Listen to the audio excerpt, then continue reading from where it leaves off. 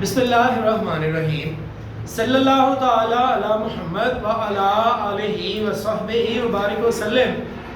बहुत सारे स्टूडेंट्स को ये लगता है कि शायद पेपर मैंने बनाना है, इसलिए वो मुसलसल मैसेज करते हैं कि जनाब आप जो है ना वो हमें बताएं कि कौन कौन से सवाल जो है ना वो पेपर के लिए इम्पोर्टेंट हैं।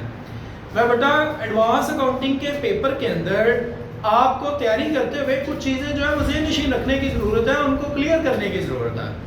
उसमें से पहली चीज़ ये है कि फाइनल अकाउंट वाहिद वो चैप्टर है कि जिसमें से कंफर्म जो है वो पेपर जनाब क्वेश्चन में पेपर में जो है वो क्वेश्चन आना है फाइनल अकाउंट। अब फाइनल अकाउंट के किस तरह के क्वेश्चन, भाई फाइनल अकाउंट का अगर आप देखें ना एनुअल 2024 का क्वेश्चन, तो वो क्वेश्चन जो है वो इंतहाई इजी उसने क्वेश्चन पूछा।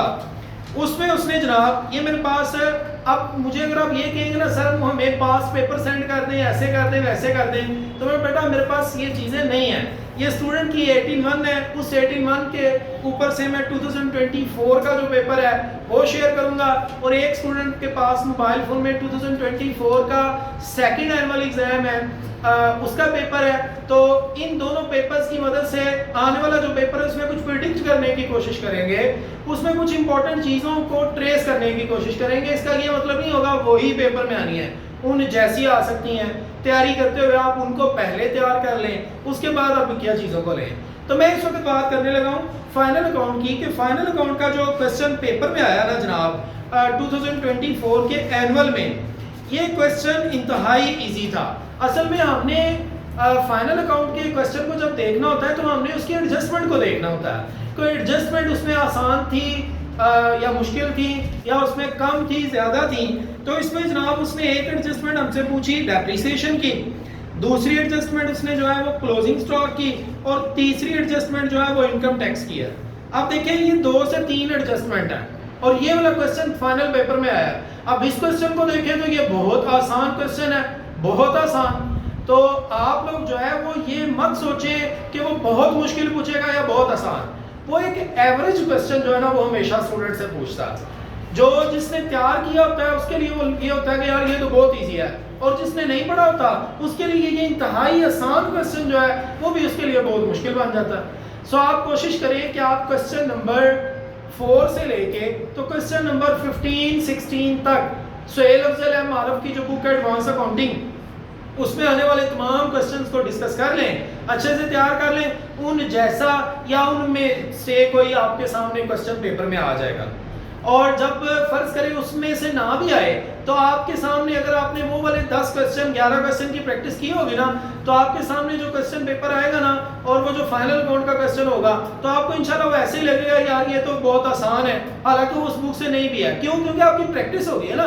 तो प्रैक्टिस मेरा बेटा करने की कोशिश करें, शॉर्टकट मत मारें। फिर इसके बाद और कोई भी क्वेश्चन जो है वो कंफर्म नहीं है। हाँ, बहुत ज्यादा फ्रीक्वेंटली उसने फाइनल अकाउंट के बाद जो क्वेश्चंस पूछे हैं वो पूछे हैं उसके ब्रांच अकाउंट के, साथ में एक वो है डिपार्टमेंट। ये वो क्वेश्चंस है कि जिनको उसने बार बार पूछा हुआ है। तो ब्रांच अकाउंट की अगर बात करें तो आप जनाब ब्रांच अकाउंट के पहले 10-11 क्वेश्चन जो है सुहेल अफजल की बुक से अगर कर लेते हैं मोर देन इनफ है। उनमें जो ज्यादा इंपॉर्टेंट क्वेश्चंस हैं वो क्वेश्चन नंबर आपके पास 4 है, 6 है, उसके बाद 7, 8, 9, 10, 11 वाले क्वेश्चन में एक चीज है कि गुड्स इन ट्रांजिट, जो गुड्स इन ट्रांजिट है उनको हमने ब्रांच अकाउंट में क्रेडिट साइड पर लिखना होता है। ठीक है, ये सिर्फ आपको एक हिंट दिया, बाकी वो क्वेश्चन तकरीबन सेम है, आप बहरहाल प्रैक्टिस उसकी कर सकते हैं। तो बात ये कर रहे हैं कि जो ब्रांच अकाउंट है उसके वो वाले क्वेश्चन ज्यादा इंपॉर्टेंट हैं जिनमें ना वो कॉस्ट प्राइस और इनवॉइस प्राइस के मुतालिक जो है वो बात करता है। जैसा कि अगर मैं 2024 का एनुअल पेपर देखूं तो एनुअल पेपर में उसने जो ब्रांच अकाउंट का क्वेश्चन पूछा वो जनाब उसने इस झंझट से पाक क्वेश्चन पूछा। वो पूछा ही नहीं था उसने कि वो कॉस्ट प्राइस या इनवॉइस प्राइस वाला कोई चक्कर है कि नहीं है। हाँ, अब इसमें आपको तैयारी ये करनी पड़ती है कि जब आप ब्रांच अकाउंट बनाते हैं तो हमें कैसे पता चलता है कि जनाब हम जो है वो क्लोजिंग डेटर फाइंड करेंगे कि नहीं करेंगे। Good cash collected from debtor find करना है तो उसके लिए डेटर अकाउंट बनाना है कि नहीं बनाना, या वो फाइंड करना भी है कि नहीं करना। कैश अकाउंट ये हमारा बनेगा कि नहीं बनेगा, इस तरह की चीज़ें जो है वो समझने वाली है। तो वो आप जब ज़ाहिर है पहले 10 क्वेश्चन करें, 11 क्वेश्चन अगर करें तो उसमें ये सारे कॉन्सेप्ट जो है वो डिस्कस कर देता है जो पेपर के पॉइंट ऑफ व्यू से इम्पॉर्टेंट है। ज़रा मुझे दें, अगर हम देखें 2025 का 4 का सेकेंड एनुअल एग्जाम, तो सेकेंड एनुअल एग्जाम में उसने जो ब्रांच अकाउंट का क्वेश्चन पूछा तो जनाब उसमें उसने पूछा हुआ था वो कॉस्ट प्राइस और इनवॉइस प्राइस वाला चक्कर। तो अब देखिए कभी वो विदाउट उसके पूछ रहा है और कभी उसके साथ पूछ रहा है। तो जो सेकंड एनुअल एग्जाम हुआ ना सप्लीमेंट्री 2024, उसमें उसने जो है वो 25% प्लस कॉस्ट के ऊपर जो है बात करके तो हमसे जो है वो ब्रांच अकाउंट जो है वो पूछा है। तो ये सप्लीमेंट्री क्वेश्चन का मैं आपसे जिक्र कर रहा हूँ। तो ये जो है वो जरा आप चीज़ें ज़हन में रखिएगा, ये ब्रांच अकाउंट की मैंने बात कर दी है। तो आप इसके ऊपर क्वेश्चन जो मैंने बोले हैं वो आप अच्छे से तैयार करें। फिर इसके बाद मेरा बेटा अगर हम बात करें उसकी कॉन्ट्रैक्ट अकाउंट की, कॉन्ट्रैक्ट अकाउंट का क्वेश्चन उसने जो हमारा 2024 का एनुअल एग्जाम था ना उसमें उसने हमसे कॉन्ट्रैक्ट अकाउंट का क्वेश्चन नहीं पूछा। आप लोग भी जरा देखें ताकि बच्चों को हम गलत ना गाइड करें। तो जनाब हमारे पास यहाँ पर कॉन्ट्रैक्ट अकाउंट, जी उसने कॉन्ट्रैक्ट अकाउंट जो है ना वो 2024 के एनुअल एग्जाम में नहीं पूछा, ऐसे ही है ना, देख रहे हैं ना, नहीं पूछा उसने। जबकि 2024 का जो सेकंड एनुअल एग्जाम है उसके अंदर आप जरा चेक कीजिएगा कि उसने जनाब हमसे कॉन्ट्रैक्ट अकाउंट का क्वेश्चन पूछा। तो जनाब उसने कॉन्ट्रैक्ट अकाउंट का क्वेश्चन विदाउट एडिटिंग, क्योंकि बेटा मैं वीडियोस अक्सर जो है वो अपलोड करता हूँ, अक्सर नहीं बल्कि होती ही विदाउट एडिटिंग है, तो इसलिए आप लोग जो है वो ज़रा इसको ऑब्लाइज कीजिएगा कि मास्टर बड़ी देर ला रहे हैं, तो इस चीज़ को ज़रा थोड़ा सा आप बर्दाश्त कीजिएगा, डिसलाइक ना हो कर दे वीडियो। जी वाह बेटा, तो कॉन्ट्रैक्ट अकाउंट का उसने जी क्वेश्चन बिल्कुल पूछा। कॉन्ट्रैक्ट अकाउंट का 2024 के सेकंड एनुअल एग्जाम के अंदर जो है वो उसने क्वेश्चन पूछा है, लेकिन एनुअल में नहीं पूछा। तो अब आप बोले कि सर इस दफा इसका मतलब इसका चांस बन सकता है, जी पॉसिबल है, बन सकता है। तो फिर सर कौन से क्वेश्चन, भाई इसके पहले 10 क्वेश्चन अगर आप कर ले तो मोर देन इनफ है। तो पहले 10 क्वेश्चन बहुत इनफ हैं आपके लिए अगर आप इसको अच्छे से तैयार कर लेते हैं। अब इसमें भी है कि हमें वर्क सर्टिफाइड अनसर्टिफाइड इसकी कैलकुलेशंस के ऊपर जो है बाज़ बात वो उलझाने की कोशिश करता है, या वो ये बताता है कि जनाब आपका कुछ खर्चा जो है वो 2 कॉन्ट्रैक्ट्स के ऊपर हुआ है, तो जो मौजूदा कॉन्ट्रैक्ट की हम बात कर रहे हैं इसके लिए आपके उस खर्चे की रेशो कितनी है, इस तरह की बातें। तो आप जो है वो क्वेश्चन नंबर समझेंगे 4, 5 से ऑनवर्ड क्वेश्चन नंबर 10 तक सुहेल अफजल की बुक से अगर देख लेते हैं तो मेरे ख्याल में काफ़ी है आपका कॉन्ट्रैक्ट वाला। ये मैंने जनाब बात की है अभी तक फाइनल अकाउंट की, ब्रांच अकाउंट की और कॉन्ट्रैक्ट की। फिर हम बात करते हैं हायर परचेज की। बेटा जो हायर परचेज का क्वेश्चन उसने एनुअल एग्जाम 2024 में पूछा, तो बिल्कुल उसने जो है वो पूछा हुआ है। उसने जनाब हमसे ब्रेकअप टेबल जो है वो बनवाया और उसके बाद हायर वेंडर का अकाउंट था, इंटरेस्ट अकाउंट था और मशीन अकाउंट था। तो ये कोई ऐसा परेशानी वाला क्वेश्चन नहीं था, एक सादा सा क्वेश्चन था जो उसने हमसे पूछा है। तो आप अगर इसके कॉन्ट्रैक्ट के पहले 10 क्वेश्चन, सॉरी इसके हायर परचेज के पहले 10 क्वेश्चन कर लेते हैं तो काफ़ी है। हायर परचेज का उसने क्वेश्चन 2024 के एनुअल एग्जाम में तो पूछा, तो क्या सेकंड एनुअल में पूछा वो जो है वो हम देखने लगे हैं। तो जनाब उसने सेकंड एनुअल एग्जाम में 2024 में हायर परचेज का क्वेश्चन नहीं पूछा। जी हायर परचेज का उसने सेकंड एनुअल एग्जाम में क्वेश्चन जो है वो नहीं पूछा हुआ। तो इसका मतलब ये हुआ सेकंड एनुअल में नहीं था पूछा, एनुअल में पूछा था। तो एनुअल के बाद अब सेकंड एनुअल गुजरा है उसमें नहीं पूछा उसने, तो अब जो है वो फिर एनुअल आ गया।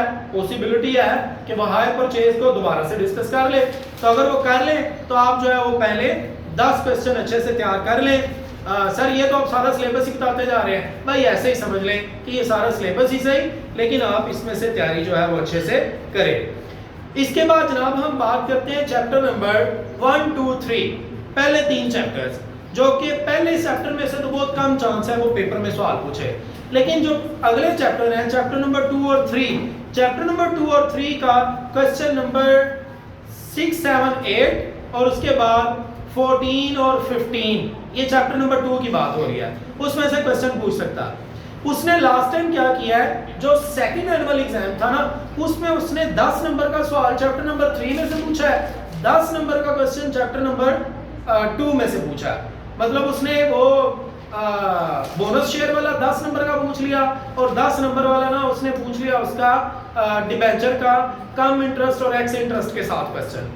तो इस दफा पॉसिबिलिटी फिर से ये वाली भी हो सकती है कि वो दोनों में से आधा पूछ ले 10 नंबर का, और मुमकिन है इन दोनों में से कोई किसी एक चैप्टर को उठा ले और 20 नंबर का वो सवाल पूछे, या चैप्टर नंबर 1 में से उसने कोई सवाल नहीं पूछा पिछले दोनों पेपर्स में, तो फिर चैप्टर नंबर 1 जो है ना उसमें जो आपका इंपॉर्टेंट क्वेश्चन है वो हो सकता है जनाब क्वेश्चन नंबर समझे कि 4, 5, 6, 7, 8, इन क्वेश्चंस को आप तैयार कर लेते हैं तो चैप्टर नंबर 1 के ये क्वेश्चन काफी होंगे।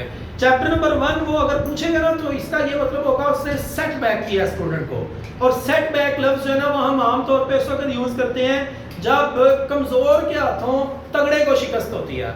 तो चैप्टर नंबर 1 जो है ना वो आसान चैप्टर है, तो अगर उसने आपको चैप्टर नंबर 1 में से कोई क्वेश्चन पूछा कि इसका मतलब उसने ना स्टूडेंट को जो है ना वो एक सरप्राइज सा दे दिया आसान क्वेश्चन पूछ के, तो आप चैप्टर नंबर 1 को तैयार कीजिएगा। ये पहले तीनों चैप्टर जो है ये मुकम्मल तौर पे मेरे अपलोडेड है यूट्यूब पे, आप वहां से इनसे राहनुमाई भी ले सकते हैं। और इसके अलावा मेरा बेटा अब पीछे चैप्टर रह गया रेशो वाला जो चैप्टर है उसने एनुअल पेपर में तो क्वेश्चन पूछा रेशो का, लेकिन सेकंड एनुअल में उसने क्वेश्चन नहीं पूछा। तो सेकंड एनुअल में अगर नहीं पूछा तो पॉसिबिलिटी है भाई एनुअल में अगेन जो है वो आपसे पूछ ले, तो आप जो है वो चैप्टर नंबर 5 उसके पहले 3 क्वेश्चन, उसके बाद क्वेश्चन नंबर 6, 7, 8, 9, 10, 11, 12, 13, 14, 15, तो आप 15 सवालों तक जो है वो तैयार करेंगे। दरम्यान में से 2 क्वेश्चंस को जो है वो फर्क किया गया है कि वो बहुत छोटे क्वेश्चन है। एक क्वेश्चन और भी है जो हमने छोड़ा हुआ है क्वेश्चन नंबर चैप्टर नंबर 5 में से, जरा आप स्टूडेंट्स फौरन से चैप्टर नंबर 5 निकालें और वहां से मुझे बताएं कि सर आपने ये वाला क्वेश्चन नहीं करवाया, एक क्वेश्चन मुकम्मल तौर पर मैंने छोड़ दिया था। तो मेरे बेटा इन क्वेश्चंस को जो है ना वो आप अच्छे से तैयार करें। फिर एक चैप्टर है डिपार्टमेंट के क्वेश्चन वो ऑलमोस्ट हर दफा जो है वो पूछता है, तो आप डिपार्टमेंट के अगर पहले कोई 6-7 क्वेश्चन कर लेना तो इनफ है, उनमें से कोई एक क्वेश्चन या उन जैसा कोई क्वेश्चन वो आपको पूछ सकता है। क्वेश्चन नंबर 13 जो है ना वो हमने नहीं डिस्कस किया इसका रेशो का, तो आप उसको छोड़ दें। पहले 3 क्वेश्चन रेशो के, उसके बाद क्वेश्चन नंबर 6 से लेके तो क्वेश्चन नंबर 12 तक 13 को फिर छोड़ दें, 14 और 15 ये क्वेश्चंस अगर आप कर लेते हैं तो आपका रेशो वाला चैप्टर जो है वो काफ़ी है, इससे ज़्यादा करने की ज़रूरत नहीं है। और ये तकरीबन हाँ एक और चैप्टर है वो है कंसाइनमेंट का उसने सेकंड एनुअल एग्जाम में क्वेश्चन पूछा हुआ है, एनुअल में नहीं पूछा। तो कंसाइनमेंट जो है वो अगर आप नॉर्मल लॉस एबनॉर्मल लॉस वाले क्वेश्चंस अगर डिस्कस कर लेते हैं, उनको अच्छे से देख लेते हैं, तो मेरे ख्याल में आपके काफ़ी सारे कॉन्सेप्ट्स उसमें क्लियर हो जाते हैं। लेकिन जो उसने 2024 के सेकंड एनुअल एग्जाम में कंसाइनमेंट अकाउंट का क्वेश्चन पूछा था वो गालिबन लॉस वाला क्वेश्चन नहीं था।